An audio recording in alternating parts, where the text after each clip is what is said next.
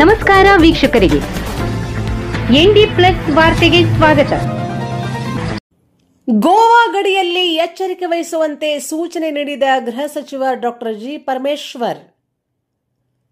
ಜಿಲ್ಲೆಯ ಗೋವಾ ಗಡಿ ಪ್ರದೇಶದ ಮೂಲಕ ರಾಜ್ಯಕ್ಕೆ ಮಾದಕ ವಸ್ತುಗಳ ಸಾಗಾಟ ನಡೆಯುವ ಬಗ್ಗೆ ಮತ್ತು ಅನಧಿಕೃತವಾಗಿ ಮದ್ಯ ಸಾಗಾಟವಾಗುವ ಬಗ್ಗೆ ಪರಿಶೀಲಿಸಿ ಅತ್ಯಂತ ಕಟ್ಟುನಿಟ್ಟಿನ ಪರಿಶೀಲನಾ ಕ್ರಮಗಳನ್ನು ಕೈಗೊಳ್ಳುವಂತೆ ಗೃಹ ಸಚಿವ ಡಾಕ್ಟರ್ ಜಿ ಪರಮೇಶ್ವರ್ ಸೂಚನೆ ನೀಡಿದರು.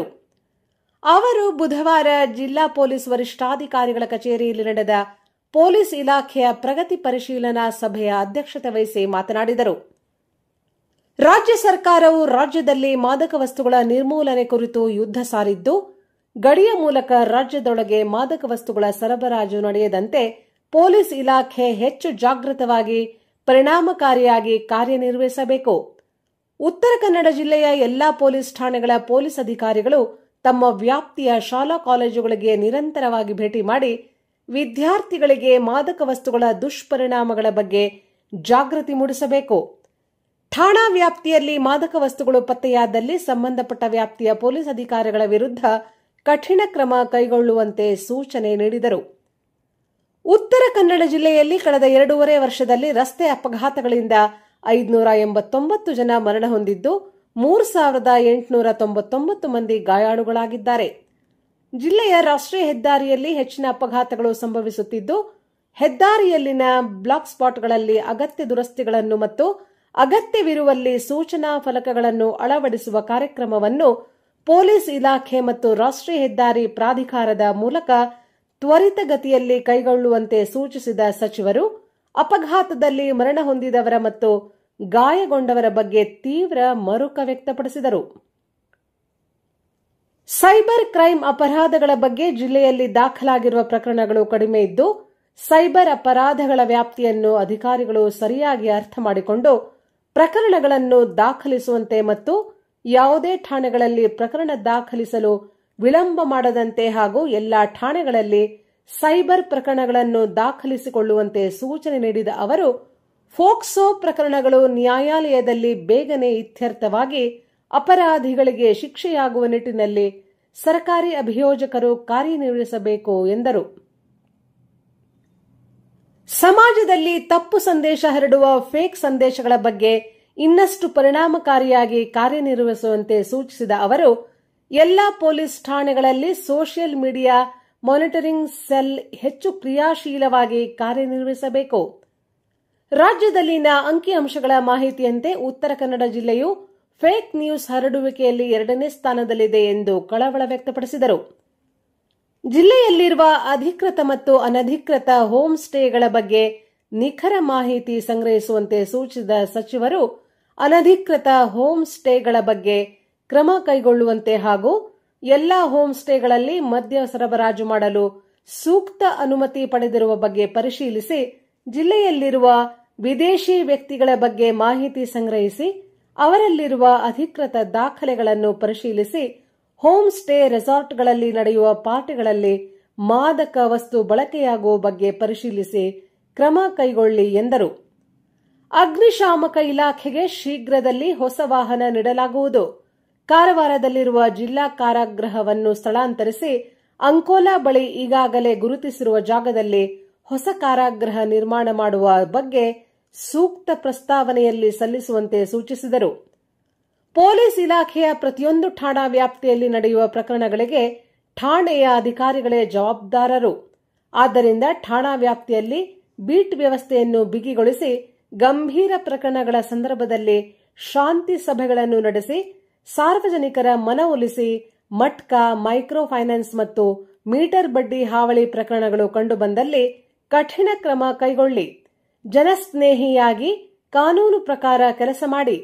ಸರ್ಕಾರ ಮತ್ತು ಕಾನೂನು ಸದಾ ನಿಮ್ಮ ನೆರವಿಗೆ ಇರುತ್ತದೆ ಎಂದು ಪೊಲೀಸ್ ಅಧಿಕಾರಿಗಳಿಗೆ ತಿಳಿಸಿದರು.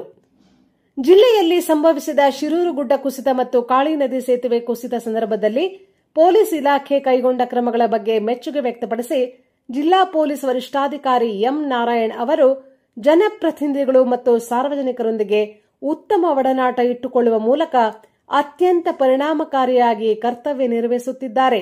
ಇದು ರಾಜ್ಯದ ಎಲ್ಲಾ ಅಧಿಕಾರಿಗಳಿಗೆ ಉತ್ತಮ ಮಾದರಿಯಾಗಿದೆ. ಈ ಹಿಂದೆ ಕೋಲಾರದಲ್ಲಿ ಎಸ್ಪಿ ಆಗಿದ್ದಾಗಲೂ ಸಹ ಇದೇ ರೀತಿ ಉತ್ತಮ ಬಾಂಧವ್ಯ ಹೊಂದಿದ್ದು ಉತ್ತಮವಾಗಿ ಕಾರ್ಯನಿರ್ವಹಿಸಿದ್ದು ಅವರನ್ನು ಅಭಿನಂದಿಸುತ್ತೇನೆ ಎಂದರು.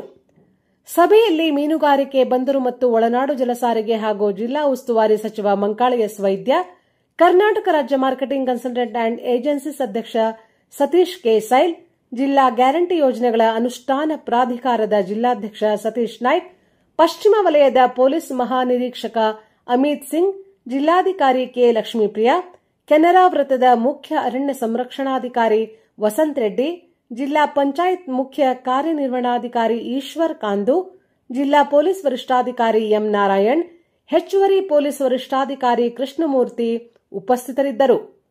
ಜಿಲ್ಲೆಯ ವಿವಿಧ ಇಲಾಖೆಗಳ ಅಧಿಕಾರಿಗಳು ಮತ್ತು ಪೊಲೀಸ್ ಅಧಿಕಾರಿಗಳು ಹಾಜರಿದ್ದರು. ಅಪರಾಧಗಳ ಸಂಖ್ಯೆಯನ್ನು ಗಮನಿಸಿದರೆ ಕ್ರೈಮ್ ರಿಪೋರ್ಟ್ ಹೆಚ್ಚಿನ ಅಂಶ ಆಕ್ಸಿಡೆಂಟ್ ಕೇಸ್ಗಳೇ ಸುಮಾರು 50 ಭಾಗ ಇದ್ದಾವೆ.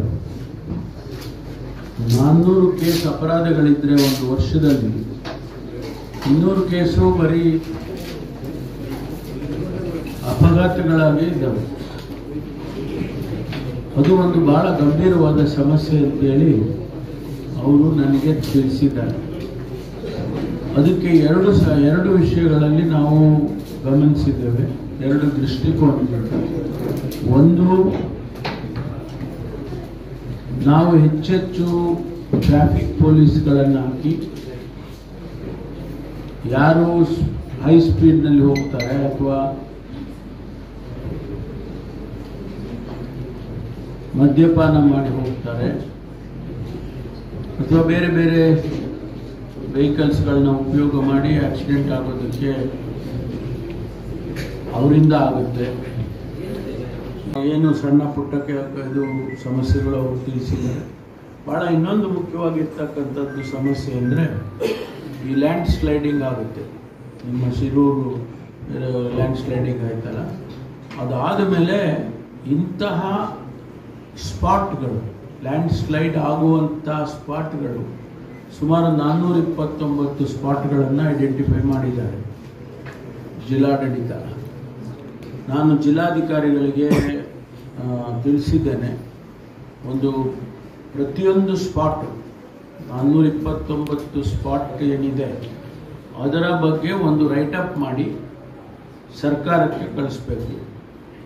ಫಾರೆಸ್ಟ್ ಡಿಪಾರ್ಟ್ಮೆಂಟ್ ಆಗ್ಬೋದು ಅಥವಾ ರೆವಿನ್ಯೂ ಡಿಪಾರ್ಟ್ಮೆಂಟ್ ಆಗ್ಬೋದು ಅಥವಾ ಸಂಬಂಧಪಟ್ಟ ಯಾವುದೇ ಡಿಪಾರ್ಟ್ಮೆಂಟು ಅವರು ಅದಕ್ಕೆ ಏನು ಕ್ರಮ ತಗೋಬೇಕು ಅದನ್ನು ತಗೊಳ್ಬೇಕು ಅಂತೇಳಿ ಜಿಲ್ಲಾಧಿಕಾರಿಗಳು ಒಂದು ಪ್ರಾಜೆಕ್ಟ್ ಮಾದರಿ ಪ್ರತಿಯೊಂದು 429 ಕೂಡ ಒಂದು ರೈಟಪ್ ಮಾಡಿ ಸರ್ಕಾರಕ್ಕೆ ಸಬ್ಮಿಟ್ ಮಾಡಬೇಕು ಅಂತ ಹೇಳಿದ್ದೇನೆ. ಯಾಕೆಂದರೆ ಆದಮೇಲೆ ನಾವು ಮಾಡೋದಕ್ಕಿಂತ ಮೊದಲೇ ಪ್ರಿಕಾಷನ್ಸ್ ತಗೊಳ್ಳೋದು ಒಳ್ಳೆಯದು ಅಂತ ಹೇಳಿ ಅನಿಸುತ್ತೆ. ಅದಕ್ಕೆ ಇನ್ನೂ ಒಂದು ಗಂಭೀರವಾದ ಸಮಸ್ಯೆ ಏನು ಅಂತ ಹೇಳಿದರೆ ಈ ಹೋಮ್